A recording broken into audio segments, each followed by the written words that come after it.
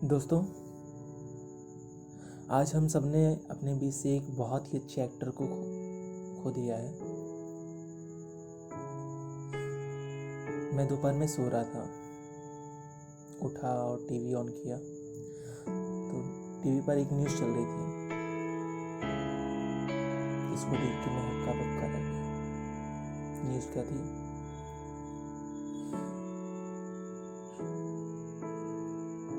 हिंदी बॉलीवुड के जाने माने एक्टर सुशांत सिंह राजपूत, उन्होंने अपने घर में हैंगिंग से सुसाइड कर लिया।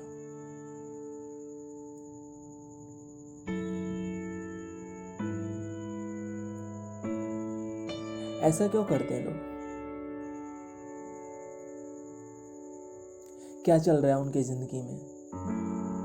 क्या समझते हैं कि डिप्रेशन और प्रॉब्लम केवल उनकी लाइफ में है, बाकी लोग बहुत हंसी खुशी रह रहे हैं? माना कि डिप्रेशन हो जाता है लाइफ में, मुझे भी कई बार हो जाता है, पर मैं कभी ऐसा नहीं सोचता हूं कि मैं सुसाइड कर लूं। यार, जिंदगी आपको जो मिली है ना, उसको बहुत अच्छे तरीके से काटो।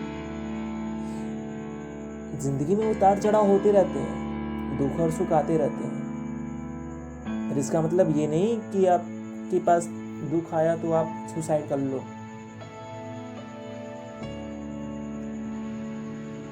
जब भी आपको ऐसा कुछ करने का मन हो तो उस समय आप किसी अच्छे लोगों के साथ समय बिताओ, अच्छी किताबें पढ़ो।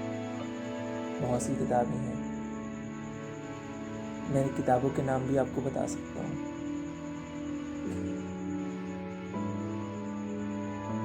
मेडिटेशन कीजिए, पर सुसाइड मत कीजिए। आप लोग सोचते हैं कि मेरी जिंदगी में प्रॉब्लम है, मैं डिप्रेशन में हूँ, मैं अब कुछ भी नहीं कर सकता, मेरे पास कुछ भी नहीं बचा है सुसाइड करने के अलावा। ऐसा कुछ भी नहीं होता है।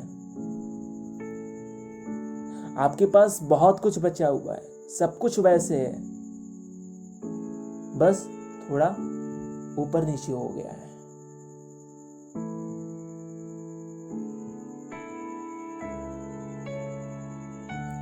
मेंटल ब्रेकडाउन समझते हैं आप लोग? चलिए मैं समझाता हूं।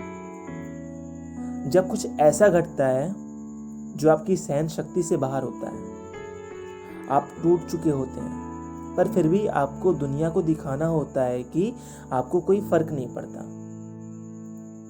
बाहर से आप हंसते हैं, दिनचर्या के सारे काम करते हैं, ऑफिस के काम, कॉलेज के काम, इन सब पर ज़्यादा फोकस करते हैं। हर वक्त खुद को बिजी रखते हैं, क्योंकि आपको डर लगता है अगर 5 मिनट खुद के साथ बैठ गए तो संभाल नहीं पाएंगे। इन सबको अंदर कहीं अपने शरीर के कोने में धंसाकर आप दिन गुजार देते हैं, रातें बिता देते हैं। दुनिया आपकी तारीफ करती है, कितना जिंदा दिल इंसान है, इतनी तकलीफ में है और फिर भी मुस्कुरा रहा है। और आप इस सो कॉल्ड जिंदा दिल इमेज को बनाकर खुद को योद्धा समझते हैं, और फिर अकेले में भी अपने इस इमेज से बाहर नहीं निकल पाते। जब अकेले होते हैं तब भी लगता है कि मैं रो नहीं सकता, मैं टूट नहीं सकता, मैं हार नहीं सकता, पर असल में आप भाग रहे होते हैं खुद से। अगर कुछ हुआ है तो रिएक्ट कीजिए। आप इंसान हैं, मशीन नहीं कि दूसरों के हिसाब से खुद को इंस्ट्रक्शन दे सकें और उन्हें दिखाने के लिए खुद के सच से भागें, क्योंकि कहीं ना कहीं ये दुख, ये गुस्सा, तकलीफ जमा होती जाएगी और किसी रोज हार्ट स्ट्रोक, ब्रेन हैमरेज या पैरालिसिस जैसे अटैक से बाहर निकलेगी। इसलिए गुस्सा आता है तो गुस्सा निकालिए, किसी इंसान पर नहीं तो जैसे निकाल सकें, या तो इतना शांत कीजिए कि उस बात से कोई फर्क ना पड़े। दुख होता है तो किसी से लिपट कर या किसी के सामने नहीं तो अकेले कमरे में बंद होकर रोइए, तकलीफ को निकालिए।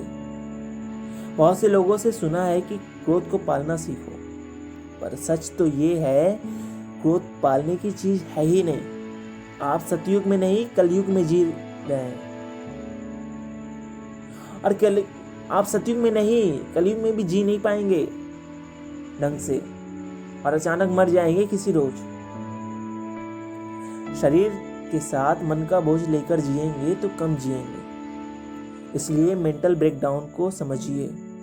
बुरा लगता है तो रिएक्ट कीजिए, सबके सामने नहीं तो अपने कमरे में अपने सामने खुद के सच को एक्सेप्ट कीजिए। बेवजह योद्धा मत बनिए।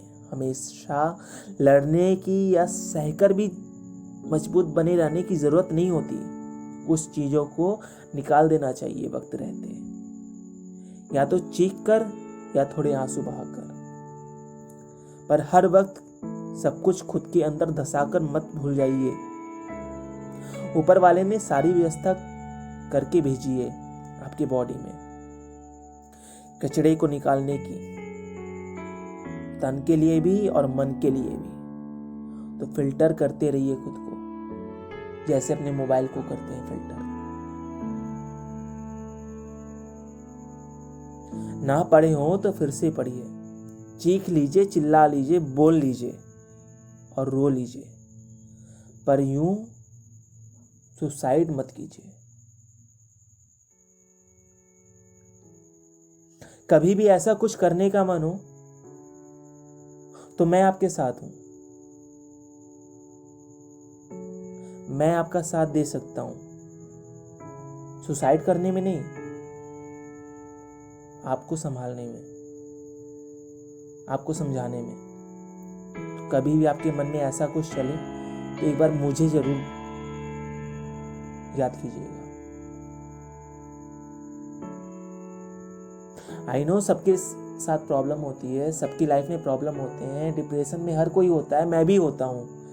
पर इसका मतलब ये नहीं होता है कि मैं खुद को मार लूं। मरना तो है ही सबको एक दिन, पर खुद को मारना जानबूझकर और अपने आप मरना, दोनों में बहुत फर्क होता है। मेरी इस बात से किसी को अगर प्रॉब्लम हुई हो, किसी के दिल पर ठेस पहुंचा हो तो माफ कीजिएगा, क्योंकि आज जो हुआ है ना वो होना नहीं चाहिए था। मैंने अपनी लाइफ में बहुत से ऐसे केस देखे हैं।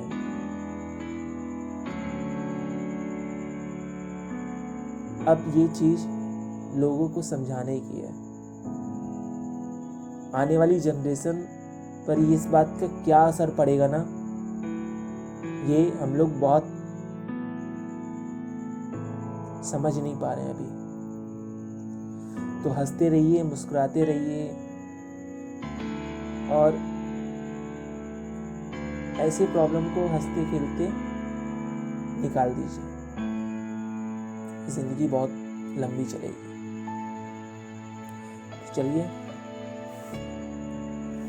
मिलते हैं फिर।